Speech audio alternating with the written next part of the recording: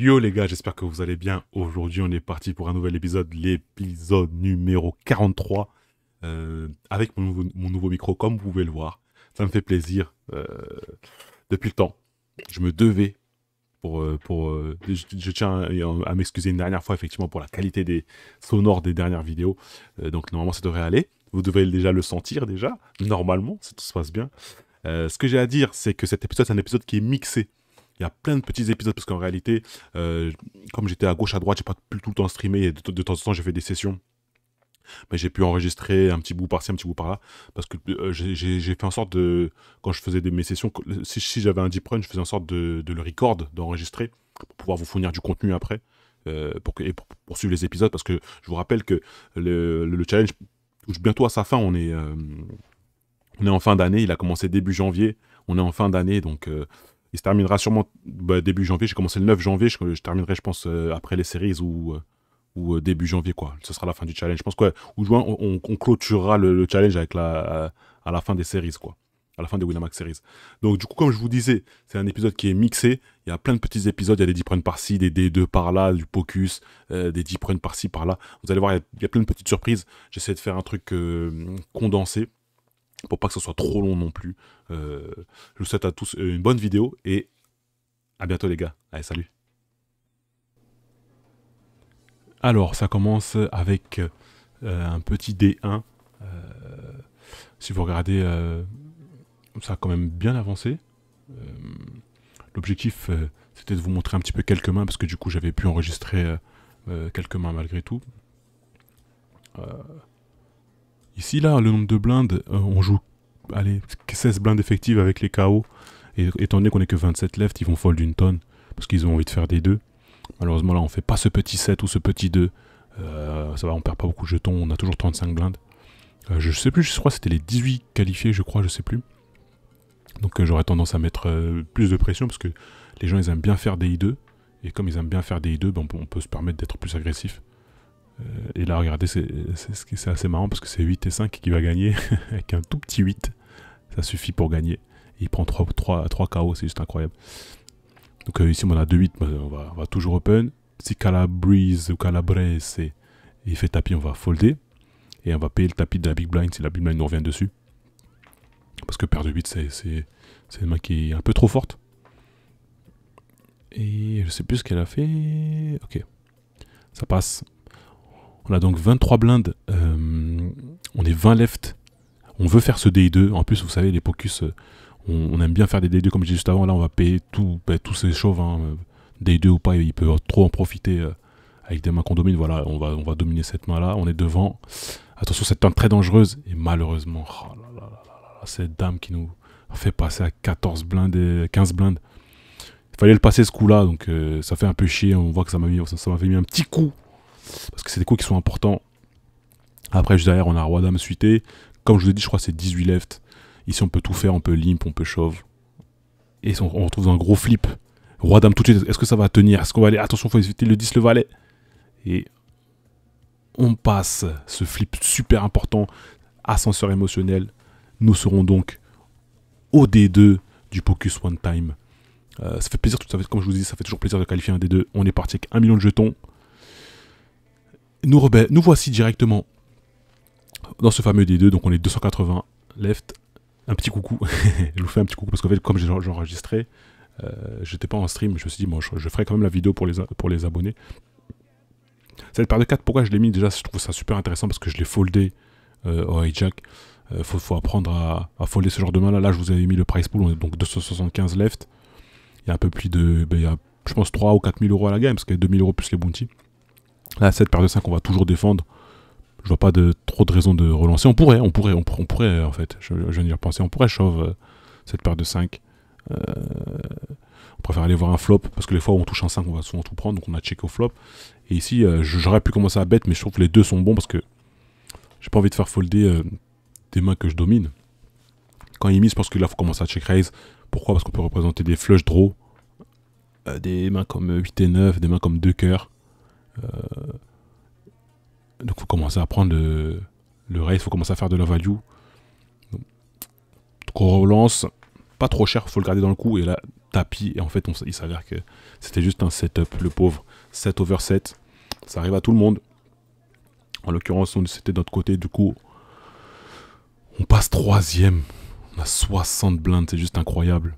Là, on a 9-5 suités. Mais regardez, avec le bounty et la fold equity qu'on a, on fait tapis, on n'a pas peur. Les fois où les fois où on sera payé, on aura toujours de l'équité. Donc c'est bien de... C'est super bien de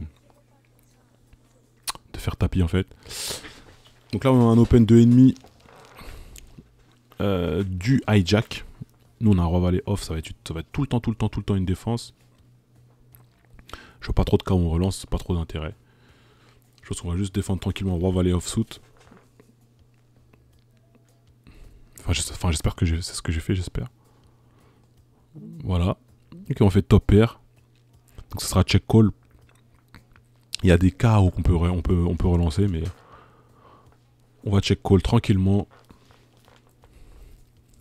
Il peut faire ça encore avec en bluff, et en fait avec les mains avec lesquelles il est en bluff, on veut le laisser miser quoi.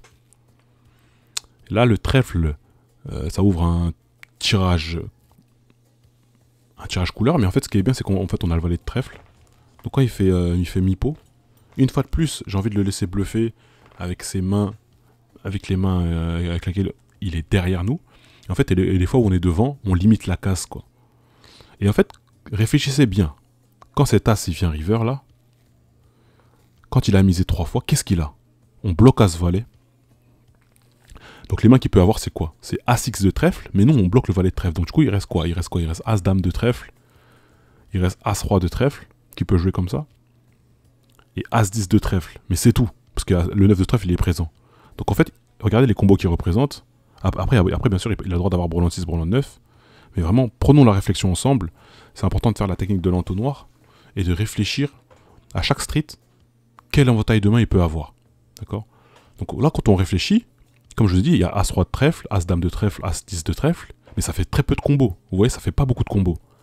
En plus, ils sont bien précis. Par exemple, des mains que s'il avait as-dame, as-dame, as-10 sans trèfle, il n'aurait pas misé comme ça. Ça fait que du coup, il lui reste quoi comme main en value? Il peut avoir 2 as encore, c'est possible.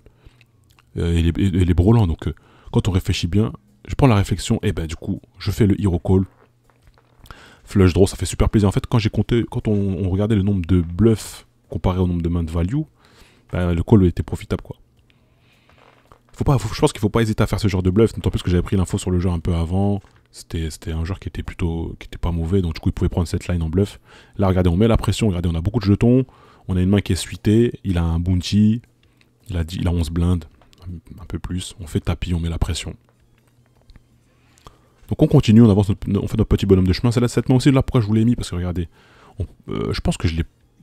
Ouais voilà, j'ai pas open ça, j'aime beaucoup. C'est la raison pour laquelle je vous l'ai mis, parce qu'avant enfin, un open ça m'aurait pas dérangé pour mettre la pression. Mais c'est une main qui joue pas spécialement bien.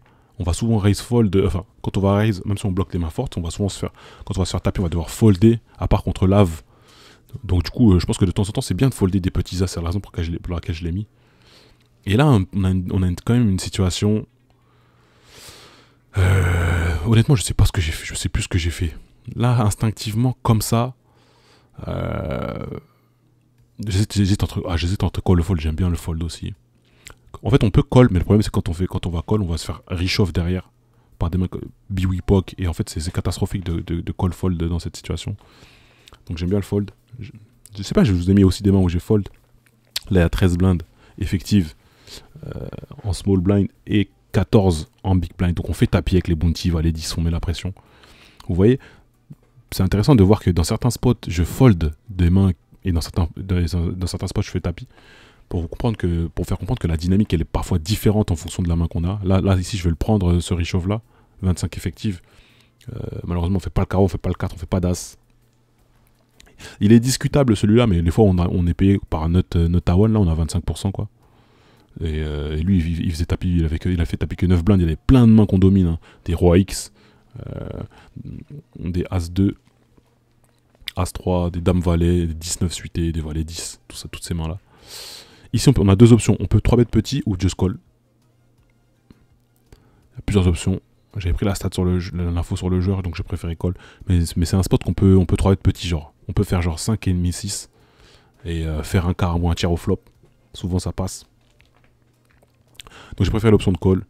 Le flop il est plutôt favorable. Il a encore toutes les mains. On va voir ce qu'il va faire. Mais quand il check, il peut avoir des brelans. Mais je pense en fait ces brelans il les aurait misés en fait. Je viens de me rendre compte, il avait brelan 5, brelan 2 parce qu'il bloque pas la dame. Et avec la flush draw avec le flush draw il aurait misé en fait. Je viens de me rendre compte. Et as dame aussi il aurait misé. Donc après coup à froid, je me dis que j'aurais préféré bet le flop là. Je crois que j'ai préféré contrôler la taille du pot.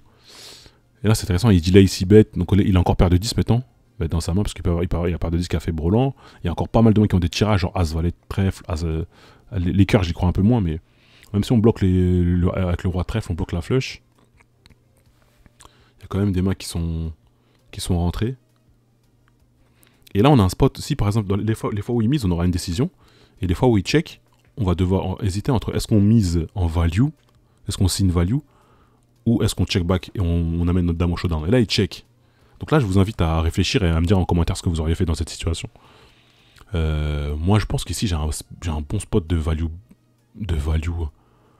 signe, quoi. Je peux me faire payer par une dame moins bonne qu'ils auraient qu'à check, par exemple le dame 9 qui peut checker sur le board dame 5-2, dame 8 aussi, ça aurait été possible. Des SI qui peuvent hero call, genre As-Roi valet. Et là, regardez ce qui va se passer, c'est assez intéressant. Et là, il me relance, quoi. Sur le coup, effectivement, j'ai essayé de pas être héros, mais j'étais quand même dégoûté. Parce que quand on prend des fois, quand on prend le risque de value sin, il faut assumer derrière des raises. Est-ce qu'ils peuvent raise en bluff? Il faut réfléchir, est-ce qu'à ces limites-là, vous voyez beaucoup de raise en bluff river? C'est la question qu'il faut se poser, je pense. Donc sur le coup, j'avais regretté mon bet, mais en fait, même après coup, je regrette pas non plus. C'est plutôt le check au flop que je regrette, mais en fait, le bet river, j'aime bien. Parce qu'on peut se faire payer par moins bien, et on a encore des bluffs, quoi. On a encore des valets 9, des mains comme ça, valet 8, des mains comme 2 cœurs qui peuvent tenter de bluffer river. Donc j'aime bien le value bet. Et après coup, est-ce que j'ai collé ou pas? Je me rappelle, j'aurais aimé avoir plus de time bank, malheureusement, j'avais pas eu assez de time bank, donc du coup j'ai foldé. Le coup, je l'ai un peu joué à l'envers, à froid. Quand je regarde comme ça à froid, je me dis ouais que j'aime pas le coup, j'aime pas le fait d'avoir checké au flop, quoi. En tout cas, river, par contre river, je pense que je sais pas si ils bluffent beaucoup river, les mecs en petit check raise bluffent beaucoup river, quoi. Ici on a un bon spot de rejam, on n'est plus que 50 left, regardez ça va très très vite, hein. On n'est plus que 50 left, il y a eu une période, pas mal de busto, on a été patient.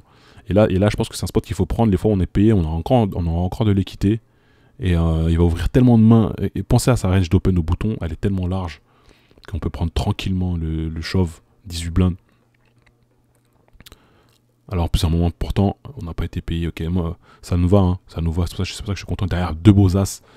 On est plutôt content quand on n'est pas payé. Quand on est payé, en général, c'est mauvais signe. On est souvent derrière. On va rarement être payé par roi 10, roi 9. Dame valet, ces mains-là, je pense qu'ils vont fold. Contre ma range de shove au small blind. Deux as, c'est un min raise facile. On espère qu'il fasse des bêtises. Il just call. C'est pas le board le plus. C'est pas le meilleur board, tout simplement. Donc on va bet plutôt Shiro. Parce qu'on veut couper l'équité à des mains qui vont nous battre, ou des cartes, il y aura des cartes, ce qu'on appelle des scary cards à la turn. Derrière, ici il y a un limp, je pense que j'ai ISO, j'espère que j'ai pas chauve. J'avais plus sur une, voilà. Okay, ici il faut ISO, il faut punir les limpers, les gars. Faut pas hésiter à les punir. Il limp un petit peu trop, on est 47 left quand même de plus de 4000 euros. 2000 euros plus les bounty. Donc peut-être 3-4000 euros d'un pocus. Du coup, les gens ils sont peut-être un peu scary, donc là c'est un snap call, j'espère que j'ai snap call, ok c'est un flip. Le valet tout de suite, est-ce que ça tient? Pas de 10.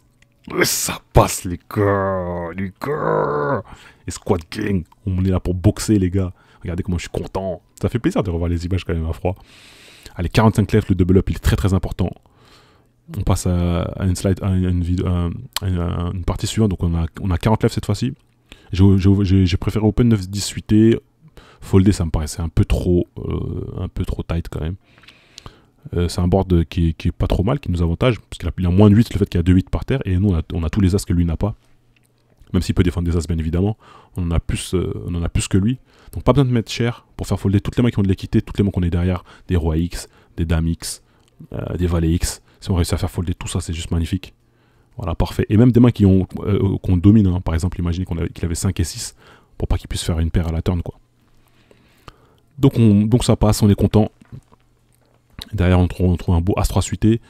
Donc ça fait raise de Blue Panda, notre ami Sun Tzu qui colle. Là, je pense que je vais coller, je vais pas prendre le squeeze parce que la range d'open de Blue Panda, elle est quand même assez strong. Vous voyez, c'est-à-dire qu'il n'a pas beaucoup de jetons, il open.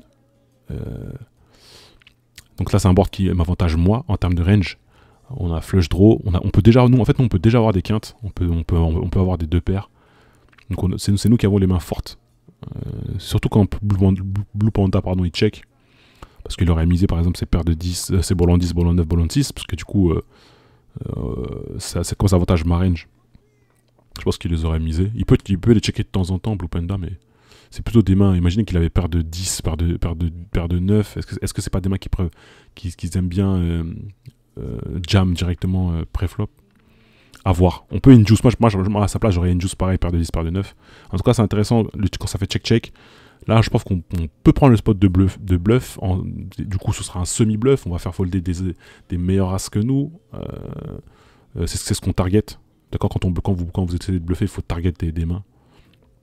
Et des mains qui ont de l'équité, tout simplement. Des mains comme des rois X, des dames X qui ont de l'équité contre nous.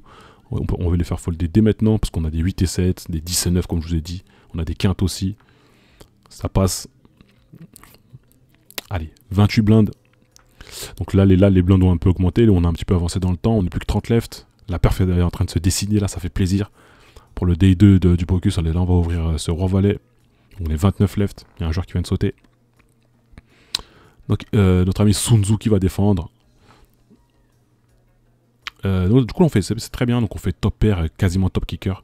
Le deuxième meilleur kicker. Donc là, j'ai envie de bet plutôt cher parce qu'en fait, en gros, c'est un board qui est quand même très très dynamique. Il est très drawy. C'est-à-dire qu'il y a des flush draw, il y a des straight draw.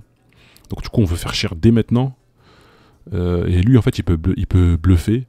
Ou je dirais plutôt semi-bluffer énormément. Pensez à toutes les mains avec lesquelles il peut faire ça. 8 et 9, dame 8, dame 9, 2 trèfles, toutes les mains suite à trèfle. Voilà, avec tout ça il peut faire ça, donc du coup là on a un chauffe plutôt facile. Et les fois où il a brelan ou deux paires, ben, en fait on peut pas faire grand chose quoi. Et en fait il avait défendu, je me souviens de ce coup là, valet 2 suité. Le monde est méchant les gars. Elle a un 4 peut-être, non malheureusement, s'il y aurait encore un 4 on aurait counterfeit. Et du coup on termine 28ème de ce Pocus des 2 pour à peu près 100 €. C'est dommage, hein, sur un 5 € on aurait pu gagner beaucoup plus. On est reparti, toujours dans ce petit mix que je vous ai concocté. Donc là, cette fois-ci, c'est le D2 du High Five. Donc là, on est encore très loin, quoi, 2000 left. Donc j'ai voulu isoler un limper UTG. Et là, j'ai 12 blindes à mettre dans un pot qui vont en faire 35 par là. Il a encore des fois où il a des pocket pairs, des as-valets contre qui on a une belle équité, etc., etc. Je pense que le spot, il est bon. Après, on rajoute un petit peu son bounty. Donc je suis OK avec le call. En plus, derrière, on a encore 30 blindes. Et surtout qu'on peut passer à 60 blindes. Du coup, si vous regardez l'average en haut à droite, c'est 45 blindes. Il se retrouve qu'il a paire de 7. Et malheureusement, on ne gagne pas ce flip. Ça commence pas très bien ce D2. Mais il va falloir en passer des flips de toute façon. On connaît la chanson. Il faut rester solide. Et voilà. On est récompensé derrière avec cette belle petite paire d'as. On sait que c'est des coups qui sont importants. Hein. Enfin, dans le sens, même si on est beaucoup encore, on est encore 1700. Il y a beaucoup à la gagne. Donc ça fait raise. Et là, quand vous entendez call plus chauffe derrière, c'est magnifique. Et là, on veut call pour que notre ami fasse des bêtises. Et il en fait des bêtises. Notre ami Gigantomaquia. Giganto qui fait des bêtises. Et là, regardez, on se fout un peu de lui, mais en même temps, je sais pas, il a fait un peu des bêtises avec cette paire de cartes. En tout cas, on est content, ça tient. On buste 2 joueurs, on prend 2 beaux bounty en plus sur un 5 €, c'est juste magnifique. Ils font plaisir, ceux-là. Allez les gars, on est reparti avec cette paire de 6 tout de suite après. Pas le temps de niaiser, pas le temps de souffler. Je vais défendre cette paire de 6 en espérant un petit 6 des familles.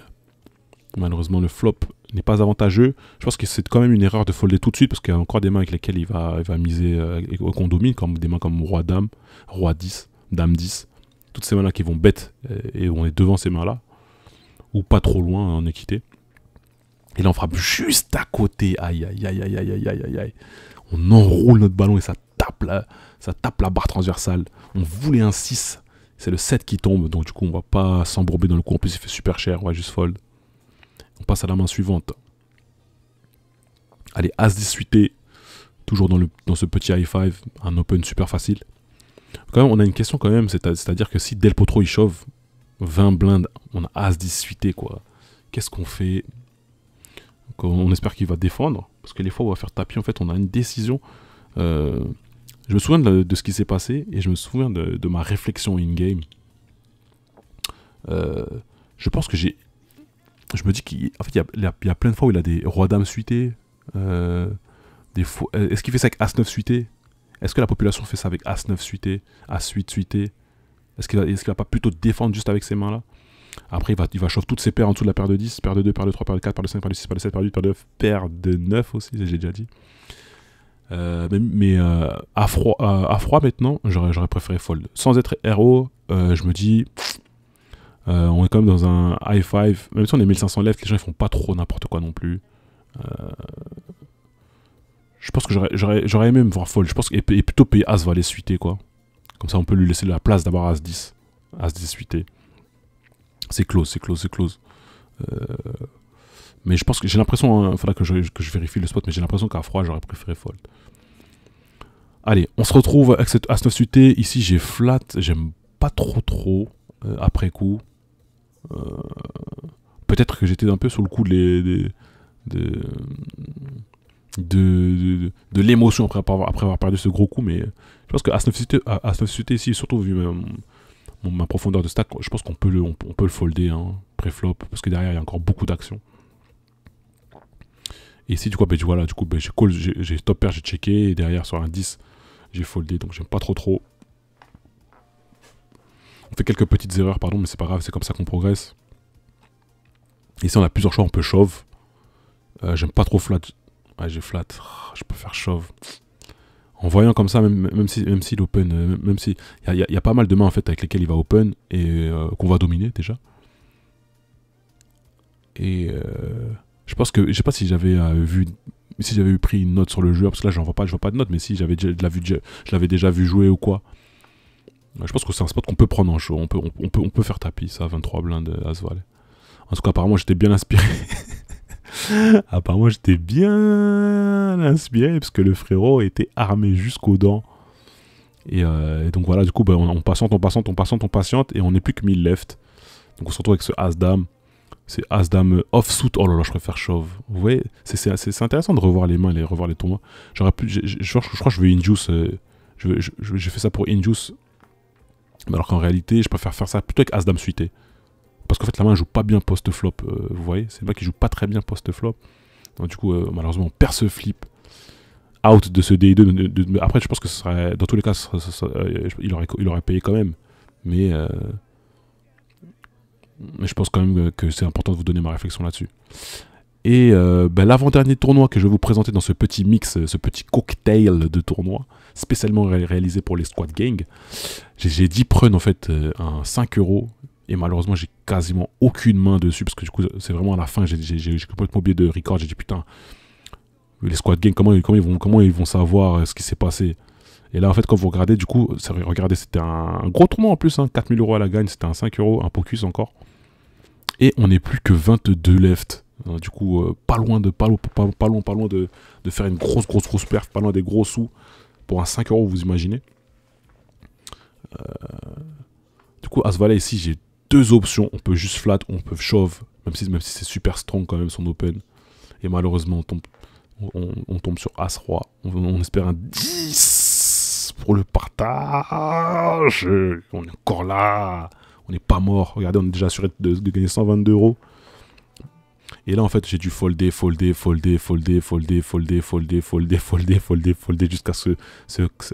qu'on n'a plus que 4 blindes, malheureusement. Et en fait, j'aime bien faire ça UTG. On a un bloqueur, mais j'aime bien faire ça UTG, ça représente de la force. Parce on a quasiment pas ou très peu de fold equity. Donc c'est bien d'avoir un roi. Malheureusement, on tombe contre A6. Et malheureusement, ça ne tiendra pas.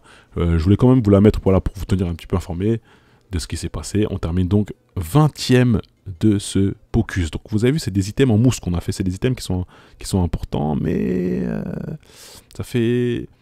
Enfin, ils sont importants, mais ils ne rapportent pas des gros sous, quoi.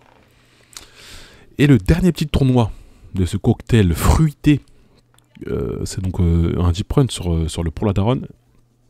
Et en fait, pourquoi je vous l'ai mis, une fois de plus, j'ai pensé à record, enfin un peu trop tard. Ici, Valet 8 off, c'est pas une main que je vais open en temps normal, mais sur ce tournoi-là, sur le Pour la Daronne, ils font tellement d'erreurs que je peux me permettre d'ouvrir, d'élargir un peu ma range d'open, surtout cut-off. Là, on va checker tranquillement cette top pair. Les fois où on va checker, on va faire des bêtises, parce que du coup, on va déguiser notre main. Je pense que là, j'ai un bon spot de value. Parce qu'en fait, en gros, ma main, elle est under rep, c'est-à-dire, en gros, j'ai sous-représenté ma main. Là, il peut me payer un 9, un 2, un 4, un 6. Vous voyez ce que je veux dire? Et c'est ce qu'il fait. Il nous paye avec un 6. Pensez à faire des value bet river, des simba. Vous avez vu tout à l'heure, ça n'a rien donné. Alors que là, en l'occurrence, on a pris 5 blindes de plus à peu près qui font la différence quand même. Ah, là, c'est intéressant celui-là. On a un open de Schemo. Alors, j'ai As-Dame suité. Au vu de son open et même de ma main, je préfère flat ici. Parce que je vais garder des As dominés. Les fois, il va open avec As-Valet, As-10. On va diminuer la variance. On va voir un flop parce que notre main elle joue bien post-flop. Mais ça peut se mixer, quoi. Parce que j'ai pas envie de faire, en fait, en gros, pourquoi je vous dis ça, j'ai pas envie de faire 8. Là, il fait 3. J'ai pas envie de faire 8 et fold. Si je fais 8, c'est pour call, quoi. Et du coup, j'ai pas forcément envie de get in plus de 30 blindes As-Dame suité. Surtout sur le Pour la Daronne. Sur d'autres tournois, c'est easy, on peut 3 bet call tranquillou. Mais sur le Pour la Dar, je pense qu'il faut jouer différemment, il faut s'adapter. En fait, en gros, ça s'appelle jouer exploitant. Donc là, regardez, il a checké son valet 10-4-4. La turn, ça dit encore un 4. Alors, moi, là, je pense que je suis plutôt... si vous posez la question, est-ce que je suis plutôt en bluff, est-ce que je suis plutôt en value? Moi, je pense que je suis plutôt en value, quoi. J'ai envie de lui faire payer des As moins bons, genre As-9, qu'il a open, genre As-8, Roi-Dame, qui se chauffe à coller ces mains-là. Et là, quand il relance, on refait la technique de l'entonnoir, essaie de réfléchir aux mains qu'il peut avoir. Ça veut rien dire, sa line. Après, j'avais une note sur lui, bien évidemment, ça aide. Quand je vous le dis souvent, prenez des notes. Mais la technique de l'entonnoir, elle aide énormément à prendre des décisions. Enfin, chaque street, notamment river. Donc j'aime beaucoup aussi ce call.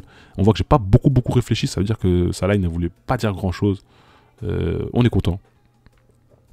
Après il aurait pu montrer full au valet par les 4, mais je pense pas qu'un valet jouait comme ça. Valet 18 ici, j'aurais pu ISO. J'aime pas, enfin, je comprends in-game pourquoi j'ai flat ici, parce que je me dis que j'ai une bonne main. J'ai une main qui joue bien post-flop, je suis en position. Donc pour toutes ces raisons-là, je comprends les raisons pour lesquelles j'ai limpé. Mais j'aurais préféré quand même me voir l'isoler parce qu'il faut punir les limpers, quoi. Là, j'aime bien miser ici tout de suite pour prendre des values sur des 3, sur des 2, sur des 4 et 5, sur des 4 et 6, 5 et 4, toutes ces mains-là. Donc là, à part As5, ah, j'ai checké, j'aurais même voir bête. Ouais, c'est bien une fois de plus de voir à froid. J'aurais aimé me voir bête sur ce 4 quand même, parce que il n'y a pas grand chose qui était rentré. Il y a une petite quinte, hein, bien évidemment, mais je pense que j'avais de la value turn encore à prendre. Ah oui, je me souviens de ce spot-là. Là, par contre, ça c'est une grosse erreur de ma part, ça, vous voyez. En fait, j'ai réfléchi par rapport à son nombre de blindes. Regardez, il a mis 6 là. Il a 9 plus 6, 15. Il a à peu près 16 blindes. D'accord, donc on se dit 16 blindes et un bounty. 16 blindes et un bounty de 44 €. On a Roi-Dame, on y est. Mais ça représente tellement de force son move, surtout sur le Pour la Dar. On voit pas, ou quasiment jamais, de 3 bêtes ici, en BB, en bluff. Donc du coup, ça c'est un des axes d'amélioration que j'ai encore. S'adapter au tournoi, s'adapter au field et folder, quoi. Voilà, et ici pareil. Sur ce spot-là, sur le Pour la Daronne, on est en fin de tournoi. Ici, on a un 4-bet jam easy sur d'autres tables. Mais sur le Pour la Daronne, est-ce qu'ils vont faire ça en bluff à leur profondeur à ces profondeurs de stack?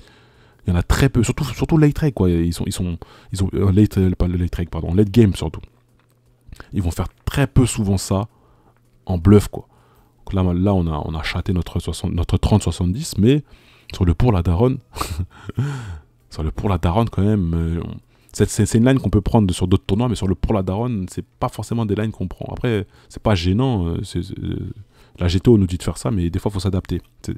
En gros, ça rapporte plus. Le fait de s'adapter, ça rapporte plus que de jouer GTO. Surtout à ces limites-là et à ces tournois-là.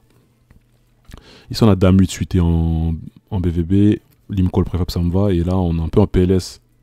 Au vu de son sizing. Le petit 8. Moi, j'y crois toujours, moi. Moi, j'y crois toujours au reveal, alors qu'en réalité, on sait jamais vraiment. Et là, en fait, ce qui se passait, je me souviens très bien. On le voit déjà à mon body language. Si vous regardez en haut à gauche. En fait, dès que j'ouvrais une main, je me faisais relancer. Donc, au début, je me suis dit, mais est-ce que c'est pas le logo Twitch qui fait la différence? Alors, ils ont envie de me jouer ou quoi? Alors qu'en réalité, messieurs, dames, je suis au regret de vous l'apprendre, mais en fait, tout simplement, des fois, on bad run. Le bad run, c'est pas seulement prendre des bad beats. Hein. Le bad run, ça peut être aussi, à chaque fois qu'on ouvre, il y a toujours une main supérieure au-dessus. Comme je vous l'ai dit, ils vont faire ça rarement en bluff. Ça peut arriver, hein, mais je pense que tout simplement, ils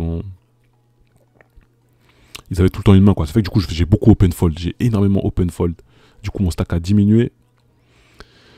Et la particularité de ce tournoi-là, c'était que, en fait, comme vous avez pu le remarquer sur Winamax en ce moment, il y a les tickets pour le 5 millions event, pour les 20 premiers souvent, les 25 premiers souvent.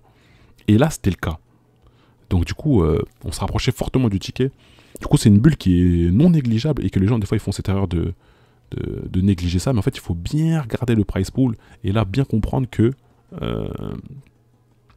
il y avait ces fameux tickets à aller chercher. Regardez, voilà. On est bientôt... Ah ouais, là, on était déjà dedans, là. Non, on était déjà dedans. On était déjà parmi les 20 premiers, donc on était assuré d'avoir notre ticket. Donc en fait, là, les fois où Viper Fury fold, tout le reste, on va être dedans, quoi. Si Bouton fait tapis, si Small Blind fait tapis, on va être dedans. C'est toujours un snap call, peu importe le résultat, faut pas être résultat orienté. Et malheureusement, ça ne tient pas. Et donc, on gagne notre ticket pour le 5 millions event. Il faudra compter avec nous, les gars. Merci à tous pour la vidéo. Je vous souhaite à tous une bonne journée, bonne soirée, bonne nuit. Allez, salut.